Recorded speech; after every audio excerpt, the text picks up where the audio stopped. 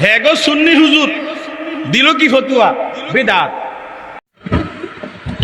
বর্তমান সময়ে বাংলাদেশে আলেমদের মাঝে যে বিভাজন সৃষ্টি হয়েছে তাতে দেখা যাচ্ছে যে আলেম ওলামাদেরকে নিয়ে এখন সাধারণ মানুষগণ ট্রল করা শুরু করছে। তাদের মধ্যে যদি এভাবে বিভাজন সৃষ্টি হতে থাকে তাহলে দেখা যাবে একসময় হক্কানি আলেম ওলামাদেরকে নিয়ে যা সাধারণ মানুষগণ ট্রল করতে কটূক্তি করতে দ্বিধাবোধ করবে না।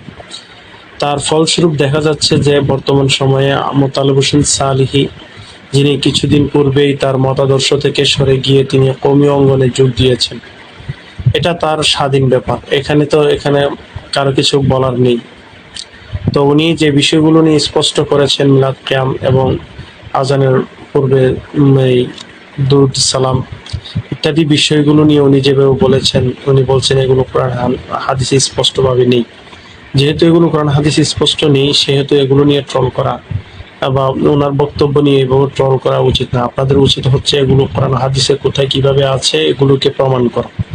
এগুলো না করে বরং আপনারা ট্রল করতেছেন, বিভিন্ন ধরনের বিভাজনমূলক বক্তব্য দিচ্ছেন, বিভিন্ন ধরনের অরাজকতা সৃষ্টির জন্য কথাবার্তা বলছেন।